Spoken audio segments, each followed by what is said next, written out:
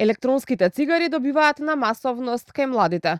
За 10% е зголемена употребата на овој вид цигари во последните 4 години, алармираа доктори од Институтот за јавно здравје на денешниот форум организиран од Сојузот за превентива од зависности во Македонија.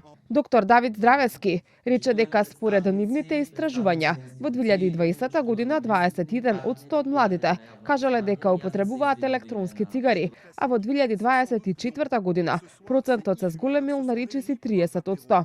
Според доктор Здравески, потребни се брзи, ефективни мерки со кои би се заштитиле здравјето и иднината на младината, а за да се постигне тоа, потребна е координација меѓу институциите, училиштата, здравствениот сектор и семејствата. Зависностите не се индивидуален неуспех, тие се јавно здравствен проблем што ја кочи нашата демографија, економија и иднина. Според истражувањата на институтот забележуваме константен тренд во употребата на супстанции низ годините, единствено нешто што мора да го истакнам, а е нешто на кое што мора брзо да реагираме е употребата на електронски цигари кај младите. Доктор Мартин Петровски од Институтот за јавно здравје најави измени во законот со што ќе се регулира употребата на електронските цигари.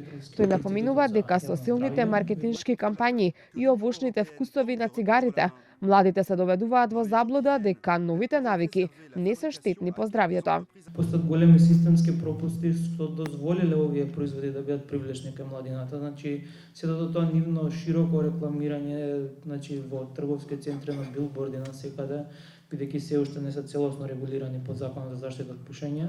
Во текст се предвидени промени на Законот за заштита од пушење, ќе видиме, значи во наредните месеци што ќе произлезе од сето тоа. Предвидени се некои измени со кои ќе бидат опфатени и овие производи. Доктор Петровски, кој работи и на инфолинијата на Институтот за одвикнување од пушење, нагласи дека помош за одвикнување од зависноста од цигари бараат само повозрасни лица. До сега се јавиле само 2 малолетници.